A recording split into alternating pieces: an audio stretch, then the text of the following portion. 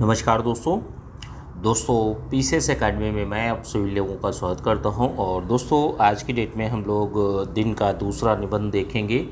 जो पत्रकारिता है, जर्नलिज्म जो होता है तो उसका बदलता हुआ स्वरूप, इस पर आज हम लोग बात करेंगे, क्योंकि यह बहुत ही व्यवहारिक और समसामयिक मुद्दा है।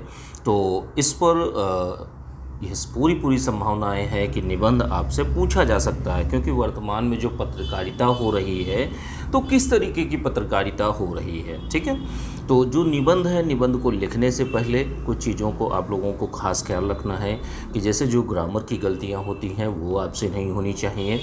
और 700 शब्दों में आपको प्रश्न को, जो निबंध है उसको लिखना है। इसके साथ में क्या है कि जैसे इंट्रोडक्शन पार्ट है, बॉडी पार्ट है, कंक्लूजन पार्ट है, तो इसको 3 पार्ट में बांट कर देखिए। तो बॉडी पार्ट को आपको बेहतर रूप से बनाना है। ठीक है, उसी में सारी की सारी चीज़ों को ऐड करना है।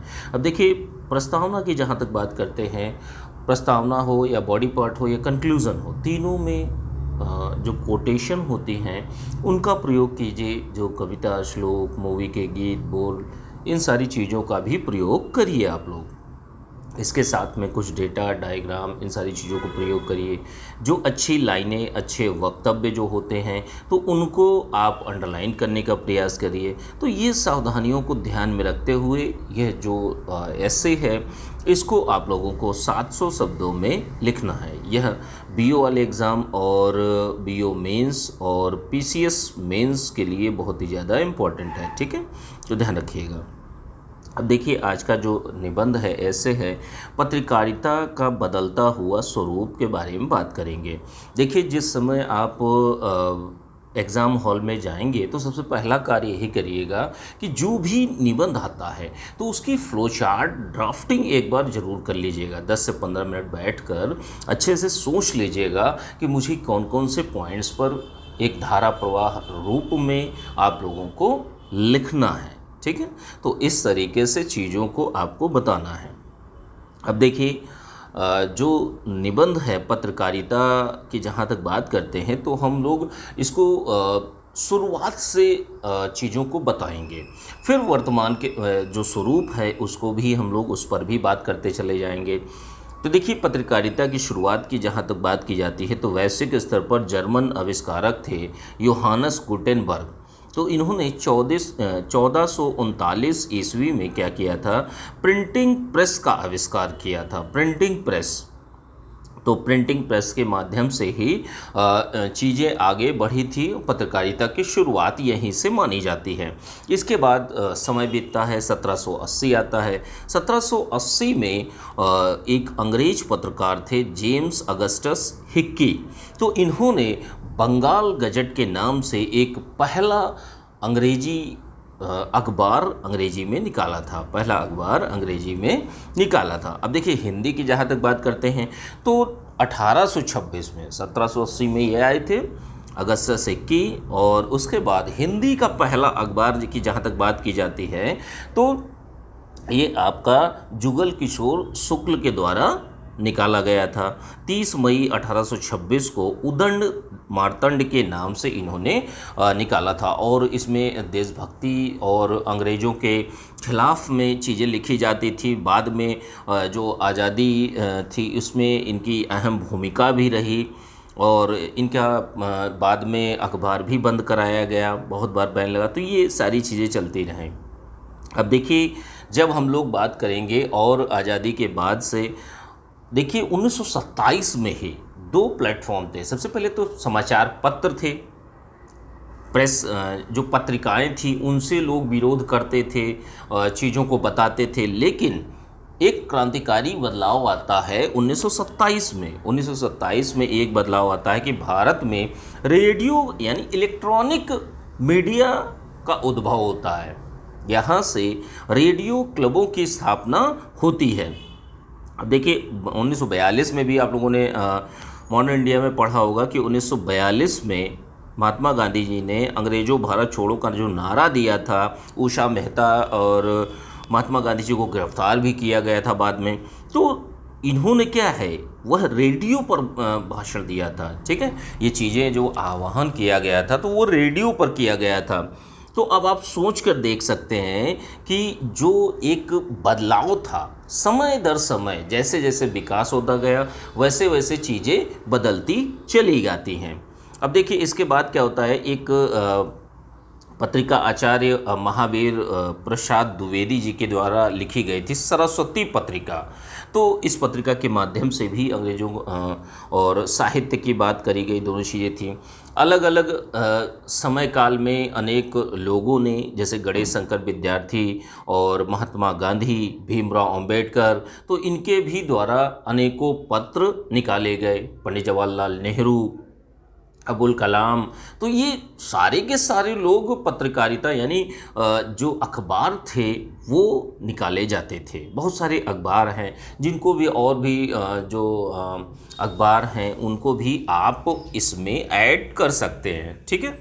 अब इसके साथ में आगे बढ़ते हैं तो देखिए जैसे ही समय आया 1959 का, आज़ादी के बाद में नेहरू जी के काल में 1959 में भारत में टीवी का प्रचलन होता है, दूरदर्शन का प्रसारण शुरू होता है। तो यहीं से देखिए आपका एक प्रिंट मीडिया के बाद इलेक्ट्रॉनिक मीडिया के बाद में आपका सीधे टेलीविज़न मीडिया। तो अब देखिए जो एक स्वरूप है वो धीरे धीरे बदल रहा होता है।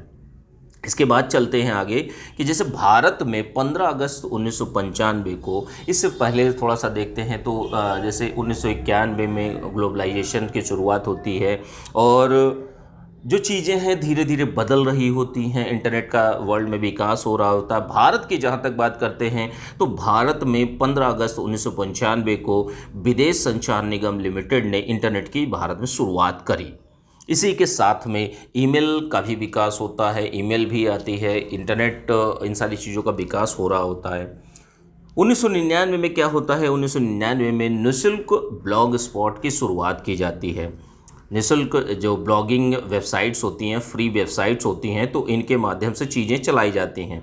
भूमंडलीकरण के युग में युवाओं द्वारा इसका भरपूर उपयोग भी किया जाता है कि जैसे ब्लॉग स्पॉट, ईमेल, इंटरनेट, इन सारी चीज़ों का उपयोग युवाओं के द्वारा, क्योंकि नई चीज़ें हो रही होती हैं तो लोगों को अच्छी लग रही होती हैं। और यहीं पर सभी व्यक्ति, सभी युवा और जितनी भी न्यूज़ चैनल, मीडिया है, ये सारी सभी चीज़ें एक मीडियम बदलता है जाकर सोशल मीडिया में। तो ये सभी व्यक्ति हो चाहे संस्था हो, हर एक चीज़, संस्थान, सरकारी सेवाएं, सभी अब सोशल मीडिया पे अपनी उपस्थिति दर्ज कराते हैं। इसके बाद क्या होता है, इसके बाद चीज़ें चलती हैं, आगे बढ़ती हैं। द हिंदू हो गया, बहुत अच्छे अच्छे अखबार जो रहते हैं, the Hindu, the Indian Express, Hindustan, Amar Ujala, Aaj Tak, NDTV, तो ये सारे के सारे लोग समाज में सूचनाओं का आदान प्रदान कर रहे होते हैं। भाई जो समाचार पत्र है, जो टेलीविज़न मीडिया है, जो प्रिंट मीडिया है, जो इलेक्ट्रॉनिक मीडिया है, सभी क्या करते हैं, सूचनाओं का आदान प्रदान करते हैं, सूचनाओं को जनता तक पहुंचाते हैं। अब पत्रकारिता का मतलब ये है कि यहाँ पर एथिक्स यानी नैतिकता होनी चाहिए कि आप जो बोल रहे हैं, जो सूचना पहुंचा रहे हैं वो सही होनी चाहिए। लेकिन वर्तमान स्वरूप में जब देखते हैं तो ऐसी कोई भी चीज़ें हमें नहीं दिखाई पड़ती, सारी की सारी चीज़ें बिकी हुई दिखाई पड़ती हैं।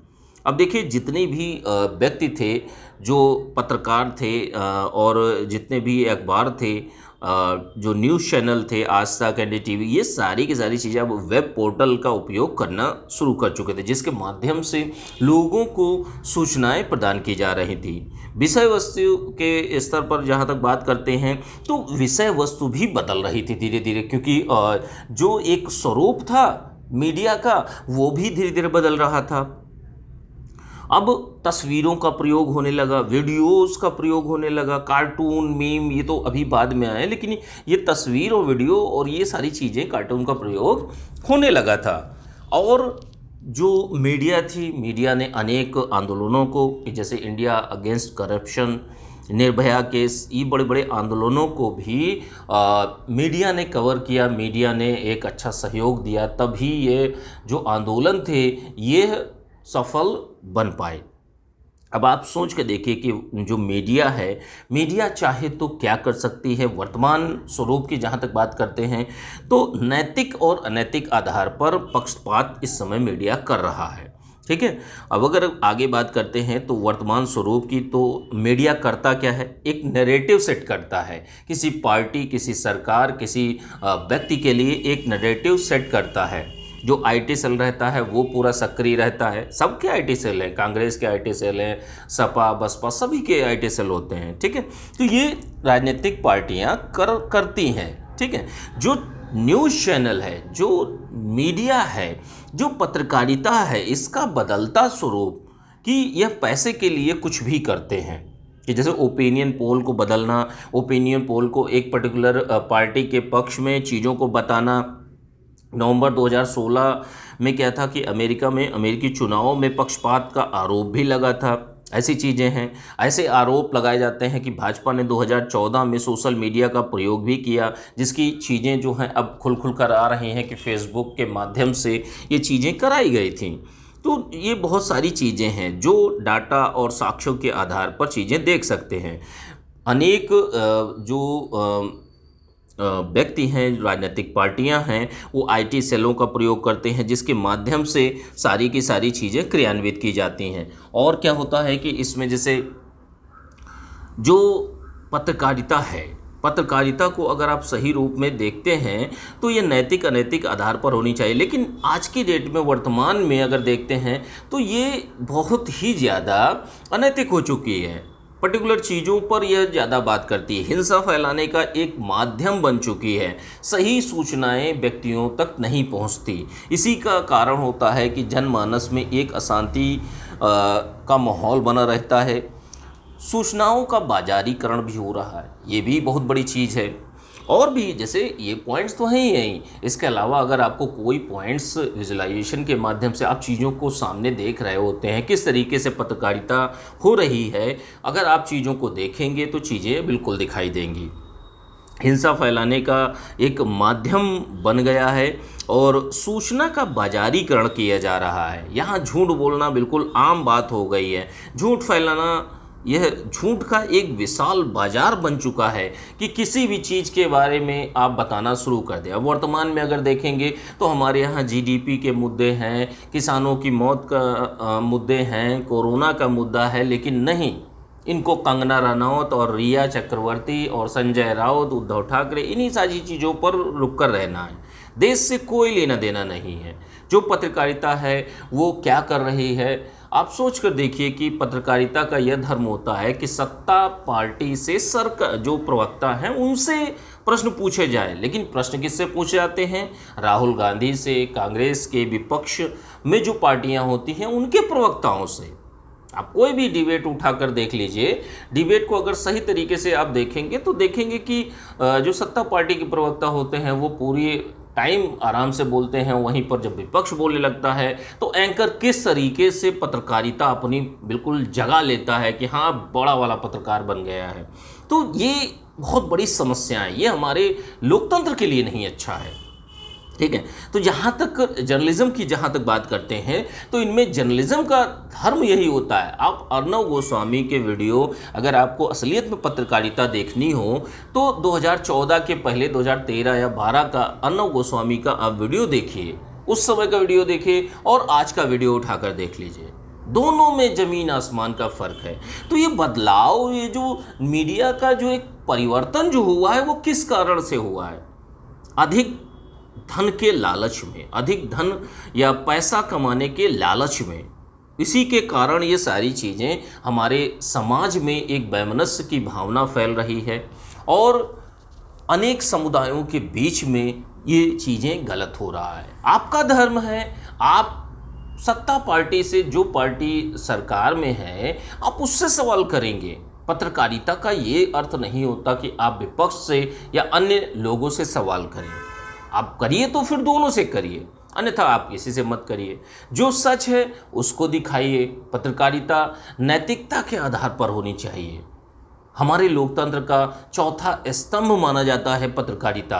तो अगर पत्रकारिता इस तरीके से एंकर्स के द्वारा होने लगेगी और जो सूचनाएं हैं, जो बिग डेटा है, उसका दुरुपयोग होने लगेगा, तो ये समस्याएं हो जाएंगी, ये समस्याएं खड़ी करेगा। जो एंकर्स होते हैं उनके लिए सही गलत कुछ मायने नहीं रखता, उनके लिए बस एक चीज़ मायने रखती है, टीआरपी। ध्यान रखिएगा, टीआरपी के लिए वो लोग किसी भी हद तक गिर सकते हैं, किसी की भी हालत दिक्कत में आ सकती है। वर्तमान में बहुत सारे ऐसे मुद्दे हैं जिन पर मीडिया चुप है, बात नहीं कर रहा है। इससे नुकसान किसका हो रहा है? जो भारत के लोग हैं, जो रहने वाले भारतवासी हैं, उन्हीं का नुकसान हो रहा है। तो इसमें जो नए वर्तमान में, नए ज़माने में जो मीडिया का जो स्वरूप बदल रहा है, ये हमारे देश के लिए अच्छा नहीं है, हमारे समाज के लिए नहीं अच्छा है, हमारे देश के लोगों के लिए नहीं अच्छा है, हमारी सरकारों के लिए नहीं अच्छा है। तो सभी के लिए फिलहाल नुकसानदायक है। लेकिन ये लोग चीज़ों पर, जैसे जो टेलीविज़न मीडिया होता है, सोशल मीडिया होता है, तो इनका प्रभाव जो है दोस्तों जनमानस पर बहुत ज़्यादा होता है, बहुत बड़ी मात्रा पर इसका प्रभाव दिखता है। ठीक है, लाभ के लिए जो पत्रकार लोग होते हैं वो भेदभाव करते हैं, तो ऐसी चीज़ें हमें देखने को मिलती हैं। अब देखिए इस पर उपाय क्या है, इन चीज़ों को भी आप देख लीजिए कि वर्तमान परिस्थितियों को ठीक करने की अगर आपसे बात कही जाए तो देखिए पत्रकारिता को सबसे पहली चीज़ ये है कि जो व्यक्ति हैं, व्यक्तियों को शिक्षित होना बहुत जरूरी है, क्योंकि जब देखने वाला ही ये नहीं समझ पा रहा है कि क्या सही है क्या गलत है, तो ये दिक्कत है। पढ़े लिखे लोग भी ये नहीं समझ पाते कि ये सामने चीज़ें चल क्या रही हैं, उनको जो देखना है वो वही देखते हैं। तो इससे उनका नुकसान नहीं है, आप अपना ही नुकसान करवा रहे हैं। ठीक है, तो यहाँ पर जो भी पत्रकारिता है वो जनोन्मुखी होनी चाहिए, मतलब लोगों के हितों के अनुसार होनी चाहिए, जिसमें लोगों का हित समाहित हो, लोगों के मुद्दे समाहित हो, उन पर बात होनी चाहिए। सरकार को जो वर्तमान समय में जो मीडिया कर रही है उस पर लगाम लगानी चाहिए, सुप्रीम कोर्ट को इस पर संज्ञान लेना चाहिए। गलत सूचना देने पर या गलत चीज़ों को प्रचार करने पर, प्रसारित करने पर प्राथमिकी यानी एफआईआर दर्ज होनी चाहिए। ऐसी चीज़ें जो मरती हुई पत्रकारिता है, इसमें पुनः नैतिकता, सत्यता, पारदर्शिता और जो एक अच्छे जर्नलिज्म के एथिक्स होते हैं, तो उनको चीज़ों को इम्प्लीमेंट करवाना बहुत ही बेहतर ढंग से, और लोगों के बीच में जन जागरूक होना, जन जागरूकता को फैलाना, यह बहुत ही ज़्यादा ज़रूरी हो जाता है। तो इस तरीके से और भी कुछ चीज़ें आपके पास उपाय हों तो उनको भी आप इसमें ऐड कर सकते हैं। अगर कोई भी चीज़ अगर आपके दिमाग में स्ट्राइक करती है तो उसको भी आप इसी में ऐड कर सकते हैं। ठीक है, तो यह आपका पूरा का पूरा निबंध था, बदलते समय में पत्रकारिता का बदलता स्वरूप।